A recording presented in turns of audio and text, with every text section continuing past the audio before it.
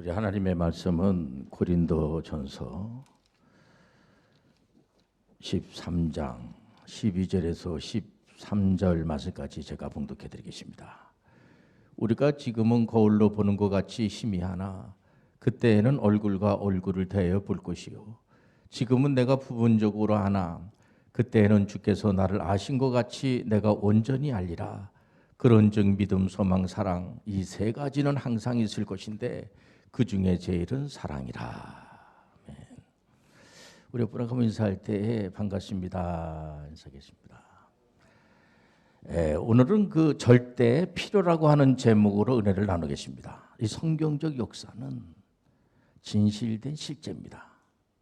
거짓이 없기 때문에 많은 분들이 절대 그 필요한 것을 구원 이후 삶에 적용하는 것이죠.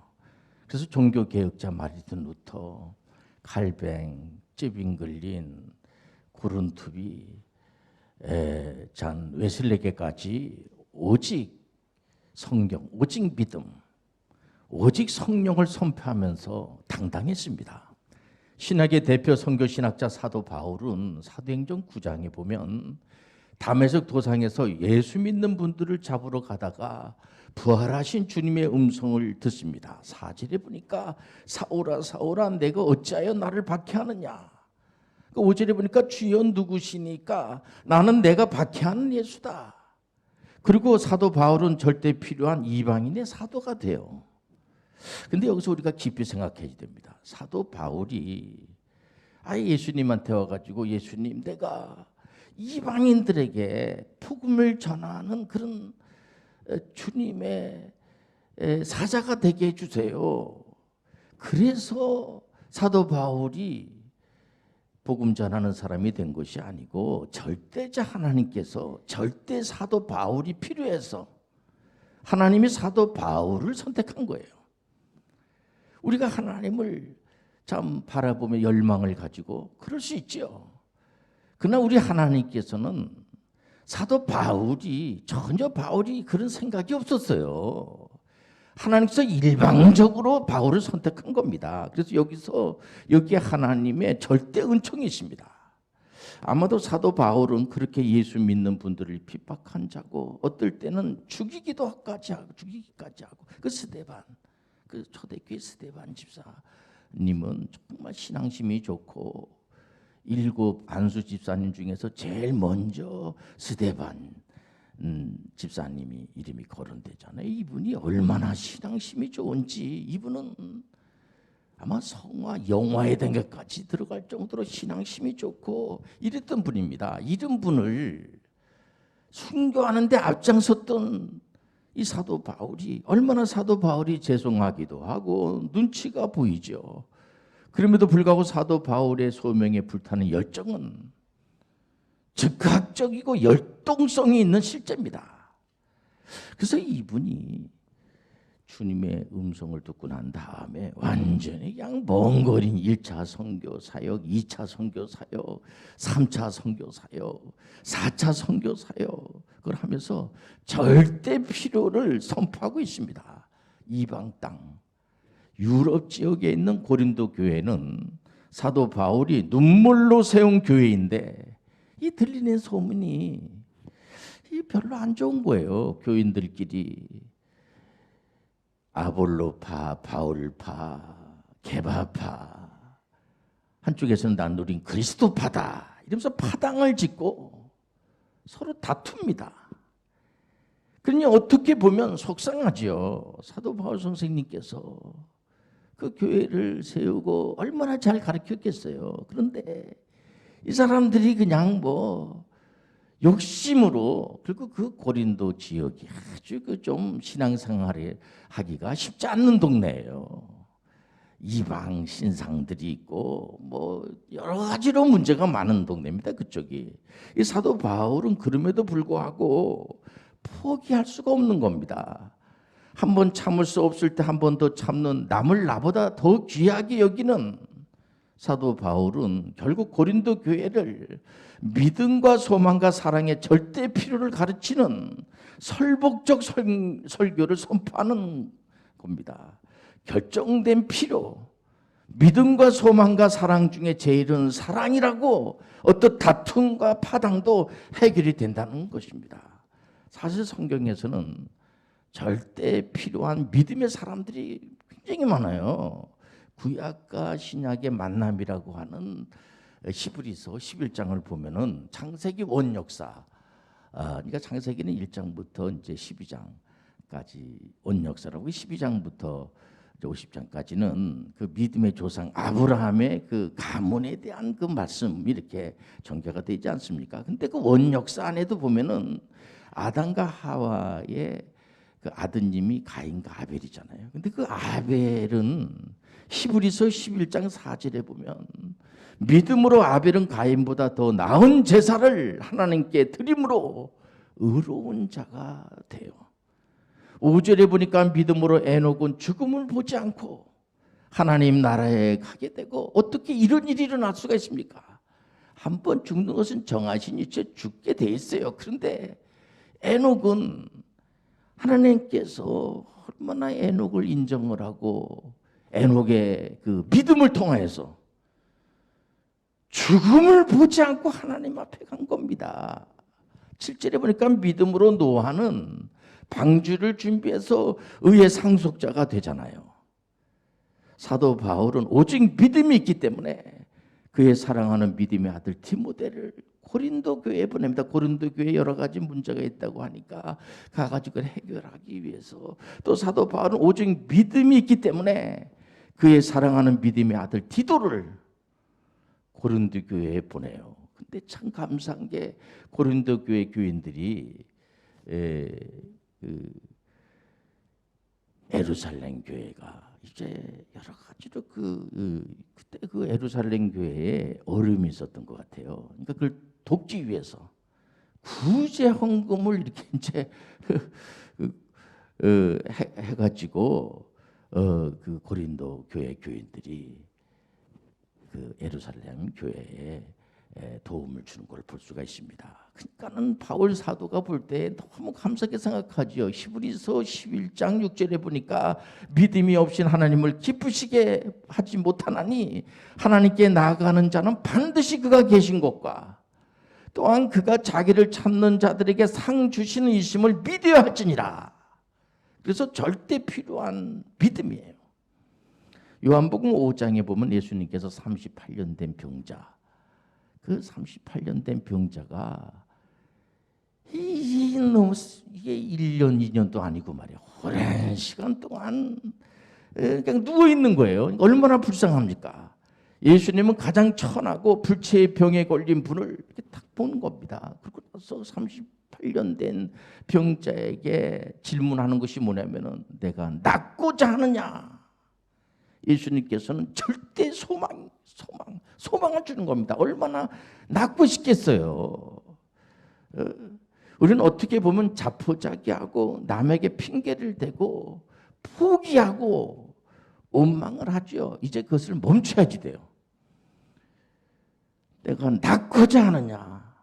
물론 이 38년 된 병든 분은 낫으려고 거기 간 거예요. 거기 이제 이 많은 병든 자들, 그냥 요즘 21세기에도 이렇게 아픈 사람들이 많은데 지금부터 2000년 전에 의학 기술이 그렇게 발달이 돼 있었겠습니까? 그러니까는 아픈 사람들이 너무 많아서 낫고자 하는 사람들이 굉장히 많은 겁니다. 그런데 예수님께서 그 38년 된 병자에게 소망을 주면서 예수님은 바로 절대 소망을 주는 겁니다. 38년 동안 누워있는 자에게 즉각적이고 역동성이 있어요. 일어나 걸어가라. 그래서 요한복음 5장 8절에 보니까 예수께서 이르시되 일어나 내 자리를 들고 걸어가라 하시니 9절에 보니까 그 사람이 곧 나와서 자리를 들고 걸어가니라. 여기에 절대 필요한 것이 사랑인 거예요. 사랑. 또한 예수님의 사역을 풍성하게 한 것이 오병이의 기적이잖아요.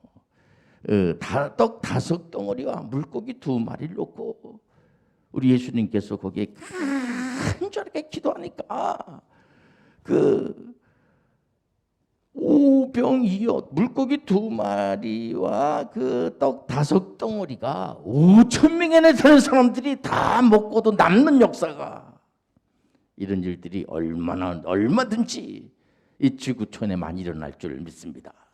그러니까 경제적인 것까지도 우리 하나님께서는 관심을 가지시고, 특히 이스라엘 사람들에게 그 절기 중에서 큰 절기 유월절이잖아요. 그 노예에서 해방된 날 너무 감사하지 않습니까? 그 다음에 이 사람들이 그 오순절은 이 곡식을 우리 하나님께서 먹을 걸 주니까 그래 너무 감사해가지고, 우리 예수님께서도 제자들이 와가지고 예수님 어떻게 기도하면 됩니까? 그랬더니 예수님께서 가르쳐준 기도문에서 보면, 하늘에 계신 우리 아버지요, 아버지께 일용할 양식을 주옵시고. 이 신앙은 실제예요. 이 추상적인 게 아니에요. 그래서 이 사람들이 배불리 먹고 남았어요. 여기에 절대 필요한 신앙의 멋이 있습니다. 여기에 절대 필요한 사랑의 하모니가 있는 거예요. 많은 믿음의 분들은 어린 시절 그 고향 교회를 생각을 하게 되면 문학의 밤 있잖아요. 문학의 밤 때에 돌아온 탕자, 누가복음 15장에 보면은 누가 돌아온 탕자를 공연하는데, 보통 아버지가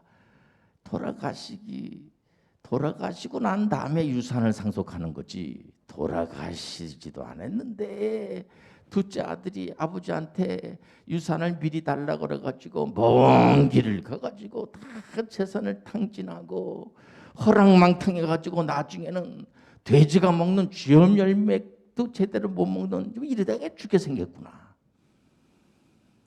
아버지 집에 가야지, 이러다가 내가 이거 굶어 죽게 생겼구나.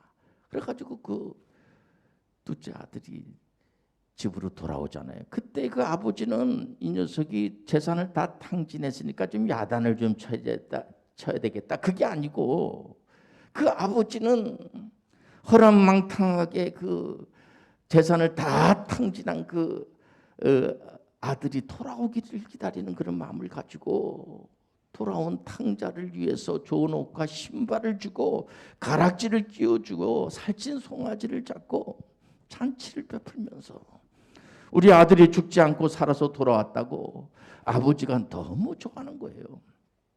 여기에 절대 필요한 신앙의 멋이 있습니다.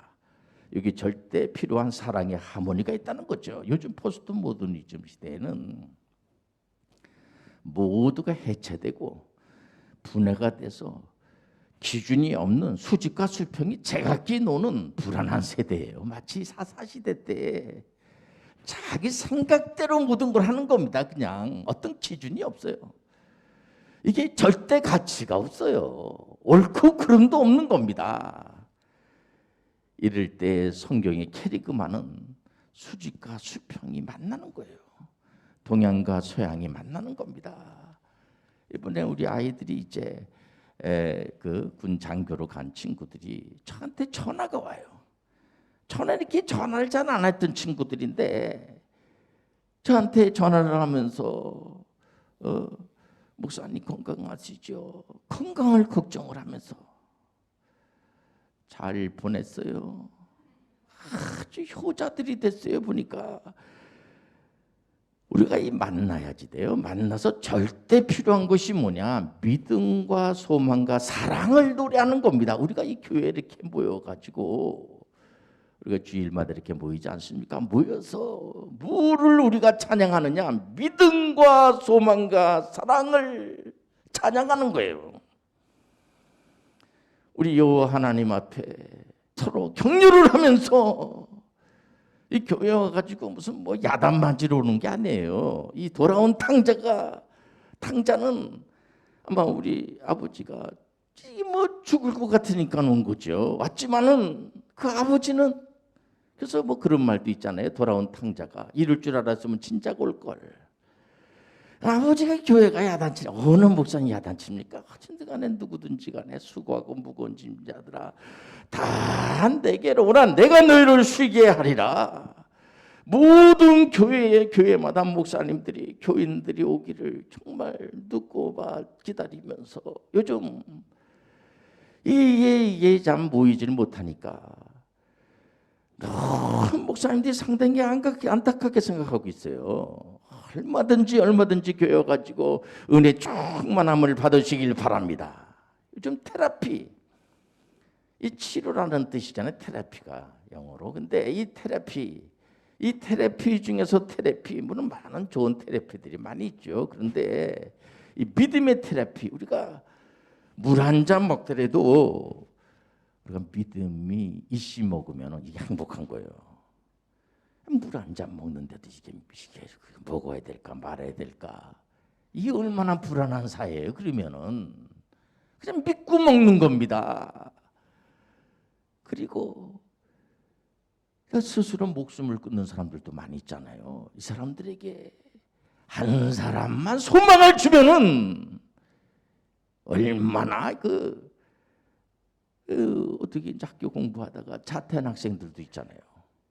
물론 이제 이렇게 공부하는데 여러 가지 방법의 공부 방법이 있어요. 우리가 이제 외국 유학 가서 공부하는 친구들도 있고, 또 어떤 친구들은 검정고시를 통해서 또 공부하는 친구들도 있고, 또 학교를 이렇게 정상적으로 다니면서 공부하는 공교육이 무너지면 안 돼요. 그래서 공교육에 있는 모든 목사님, 선생님들이나 또 대학교 교수님들이어서 기도해야지 돼요. 진짜 여러 가지. 그런 어떤 학생들은 학교를 자퇴하는 학생들이 있어요. 안타까운 거죠. 그런 학생들에게 가장 중요한 것이 뭐냐? 소망을 주는 겁니다. 소망보다 더 중요한 게 없어요. 특히 우리 하나님 주시는 소망은 반드시 된다는 걸 아시길 바랍니다. 어떤 분은 이 암에 걸려가지고 이거 암이 전이가 돼가지고 이거 어떡할까? 근데 그 분 같은 경우에는 이게 내가 이게 뭐 암에 걸려서 캔서에 걸려서 돌아가시는 분이 많잖아요. 그러니까 하나님 앞에 기도했다고 그래요. 신앙이 별로 없는 분 같은데 자기가 죽을 상황이 되니까 하나님 살려주세요. 그러니까 요즘 하나님 앞에 간절히 기도하고 마스크 쓰고 이렇게 교회 이렇게 가서, 요즘 교회도 잘 못 가잖아요. 근데 하나님께 약속해서 갔는데 암 그런 게 전이가 되지 않고 많이 나아지고 있다고 하는 얘기를 들으면서 전 하나님이 치유하고 있다고 저는 그분은 그렇게 믿는 것 같아요. 하나님은 살아계시고 생명까지도 주관하신 하나님께서 치유해 주실 줄 믿습니다. 또 이 사랑의 테라피는 어떤 병도 얼마든지 치유할 수 있는 절대 필요한 필수약이 이 사랑의 테라피예요. 대단해요. 귀하게 여기고 칭찬하고 자꾸만 격려해주고 이러면은 그 아이가, 많은 사람들이 절망에 빠진 사람들한테 가장 중요한 메시지는 다른 게 아니에요. 우리 하나님께서는 이 땅을 오신 이유가 하나님이 세상을 이처럼 사랑하사 독생자를 주셨으니 이는 저를 믿는 자마다 영생에 이르게 되고, 그분을 믿는 자마다 우리 하나님께서 정죄하지 않으시고, 그러므로 그리스도 예수 안에 있으면 죄와 사망의 법에서 생명과 성령의 법으로 해방한 줄 믿습니다. 하나님께서 오늘도 우리 모든 믿음의 권속들을 푸른 초장으로 믿음과 소망과 사랑의 장으로 인도하실 줄 믿습니다. 기도하겠습니다. 하나님 아버지, 우리 사랑하는 교우들에게 복을 주시되 넘치는 복을 내려 주옵소서. 믿음과 소망과 사랑을 가지고 많은 분들을 옳은 대로 인도하게 도와 주옵소서. 예수님의 이름으로 기도드리옵나이다. 아멘.